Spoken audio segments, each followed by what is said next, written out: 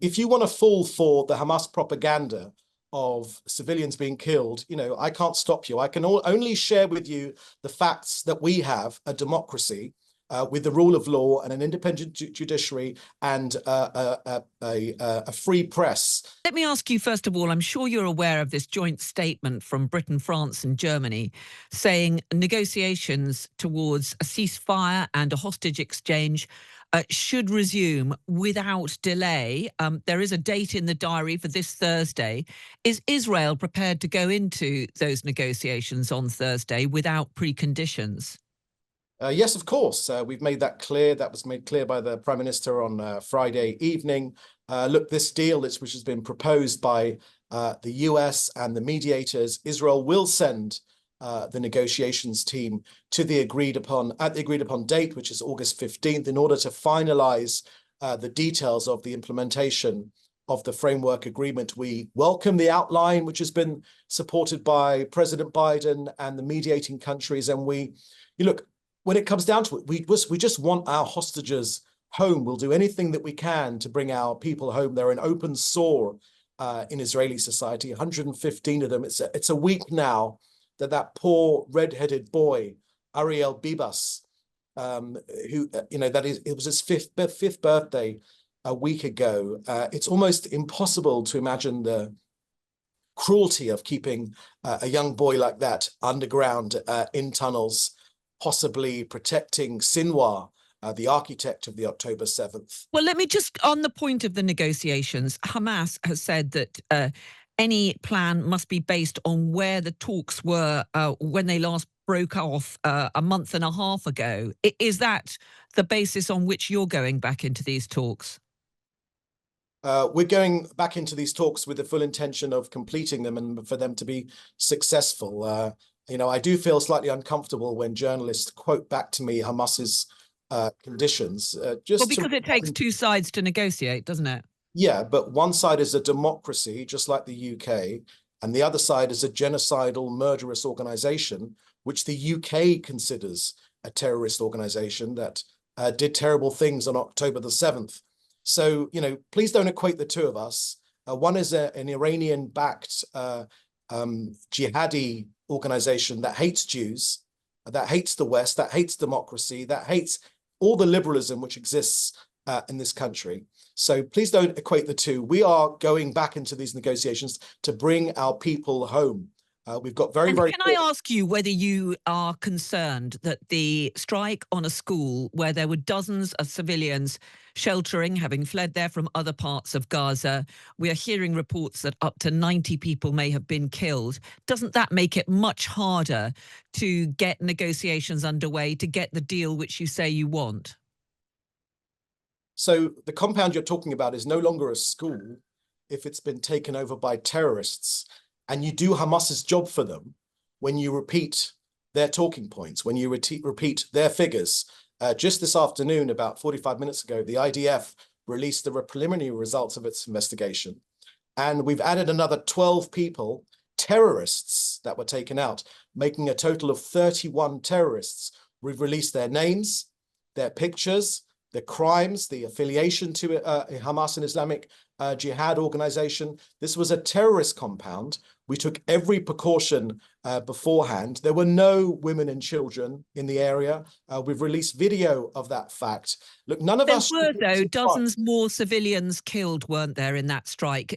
Is that a price which Israel believes must be is that a price which Israel believes is justified in order to take out those militants which you say were there? What do you mean, which I say? Well, because no one else has been able to independently verify this. Yet you're throwing to me Hamas figures of 100 people killed. No, I'm pointing out to you that there is a lot of evidence, including from hospitals on the ground, of large numbers of civilians having been killed. Yes, the Hamas-run health ministry says there were 90 killed.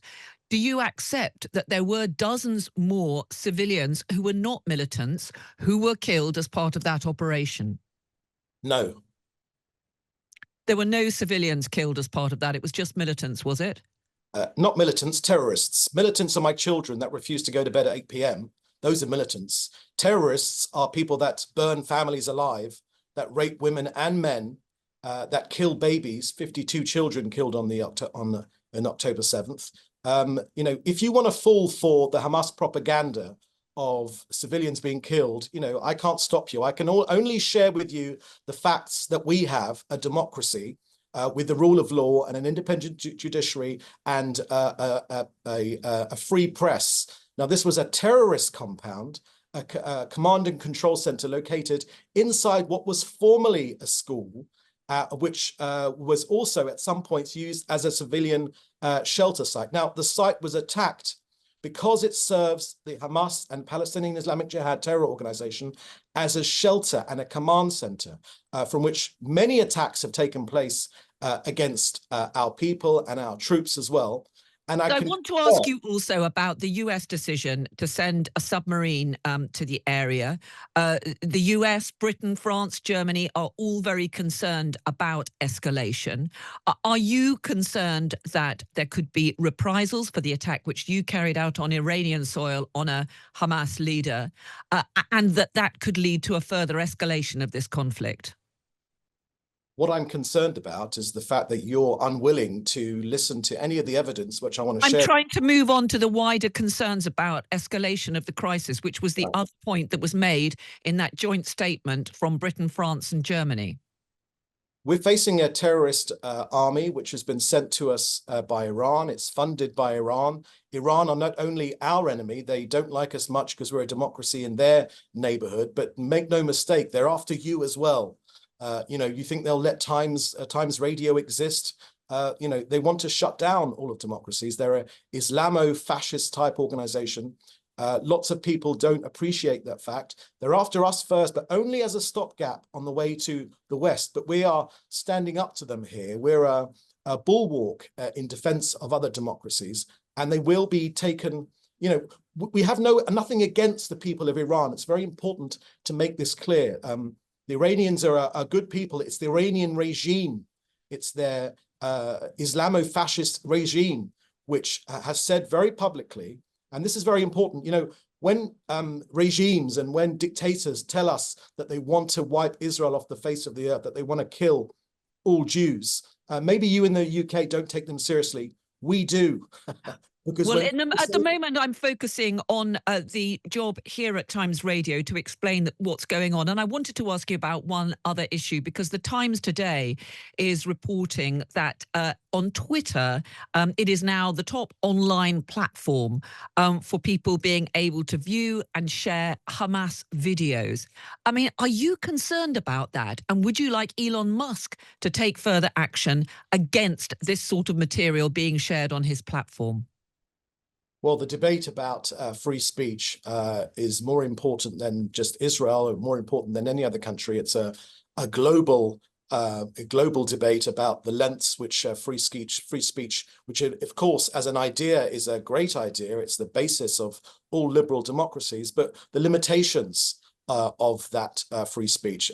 Elon Musk takes his point of view. I haven't got anything particular to share with you from the Israeli government, but what I can say is that Hamas are engaged in a propaganda war with us. And never mind about Elon Musk, I get very concerned when Western media, like the BBC, like Sky, constantly throw Hamas figures at us. You know, they lied about October the 7th, so they lie and all the atrocities which they committed. They lie and they say they didn't actually happen, and we want to do them again. Well, we are almost out of time, David, but the point is that no independent organizations, including the Times, are able to send journalists independently into Gaza in order to verify these points, are they?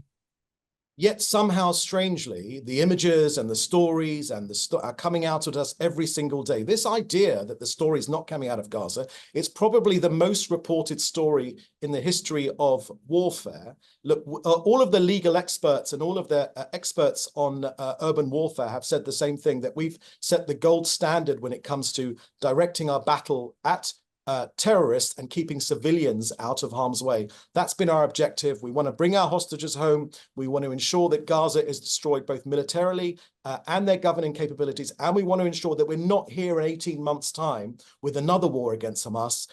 So there'll be no more threat against this country from Gaza, because we want Gazans to have a better future for themselves rather than a jihadi type future, which Hamas want for them.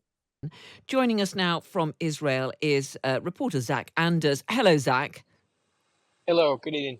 Let me ask you, first of all, the focus from Sir Keir Starmer, President Macron and Olaf Scholz of Germany is on the need for negotiations to resume on a ceasefire in Gaza and the release of hostages. What is the latest on the prospects for these negotiations?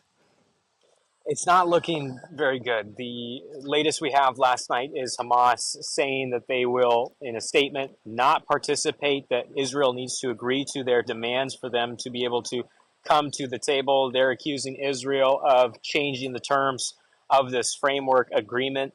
The movement into the region, we were supposed to see the CIA director, Bill Burns, and Antony Blinken, Secretary of State, also visit, and it was believed they would be participating in these talks to try and get them to the finish line. It's unclear if they're going to still be coming in on Thursday as they were planned, given last night Hamas saying that they would not participate. And is there any sense in which these messages from Britain, France, Germany, the US, we know that President Biden and Kamala Harris have been pushing very hard to get Biden's plan, which has been the basis of this for quite some time.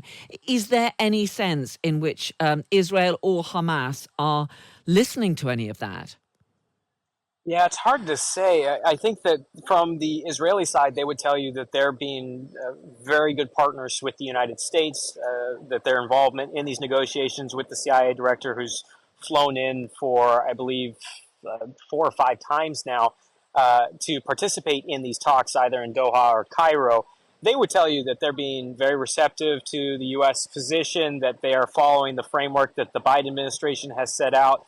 And any of these noises that we hear, or these squeaky wheels that are coming out of the Israeli government saying that, well, the prime minister is trying to add new things that the Biden administration hasn't heard about or hasn't approved.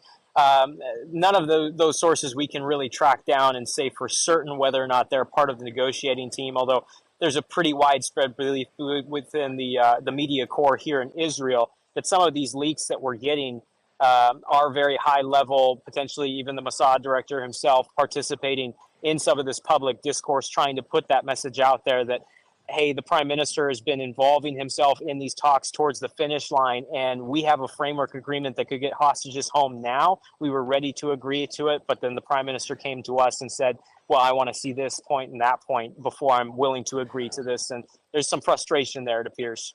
What about the issue of the concerns of wider escalation? We've been hearing for days now expectations that Iran may be about to retaliate for that Israeli strike in Tehran, which took out a senior Hamas commander. Is the expectation still that there will be some kind of reprisal from Iran? Absolutely. And within the last 2 hours, we've received a bit of a buzz, and the correspondents that are here are starting to talk with one another, and it shares. There's a feeling right now that potentially there's some movement. We know that Iran has announced yesterday that they were going to be participating in, or rather the IRGC, not Iran themselves, the Revolutionary Guards Corps said that they were going to be participating in a military drill in Western Iran. That's what they're calling it. But if you are to prepare for a massive attack that's going to be involving ballistic missiles, cruise missile launches, this is the kind of movement that you would see. And within the Israeli side now, last night, Axios' Barak Ravid reported that the Israeli officials are telling him that there's a 24-hour window. Fox News in the States just announced through their own sources that an Israeli defense sources told them to expect an attack within the next 24 hours. I'm not entirely certain. I haven't had anybody that I speak to directly tell me that there's a window that firm. They still think that Iran is very happy to create this waiting game and this anticipation and make people in Israel and the Israeli establishment very stressed by this impending attack. But you should note that tonight is a Jewish night of mourning. It marks when the second and I believe the third temple were destroyed. So there will be a somewhat of a Jewish fasting and mourning period taking place tonight. And we know that Hamas attacks during a Jewish holiday as well. Let me keep a just close ask eye you, on it. Zach, because we're almost out of time, but I just wanted to speak to you also about that Israeli strike on a school in Gaza. The Hamas Health Ministry is saying that 90 people were killed in that. We're about to hear my interview with the Israeli government spokesperson, David Mencer, who flatly denied that. Are you able to establish how many civilians were killed in that attack? Well, no, and I would tell David, and every time I speak to the Israeli government, I would say we have been 10 months now without independent access into Gaza. How can we participate in any of this process of confirming information? He'll tell you that Hamas was very quick to put out those numbers. Within 30 minutes of the strike, they had already said 40 were dead. That's entirely plausible, and at the same time, what the IDF is telling us, that 31 Hamas and Palestinian Islamic Jihad people were at that site at the time of the strike. That's entirely plausible too. But again, without independent access and independent journalists able to get to these scenes and begin to interview witnesses and get firsthand accounts, it's impossible for us to participate. And I hope that within the Israeli establishment, they're starting to realize that 10 months on, it is not in their benefit to be preventing international and independent journalists access into Gaza.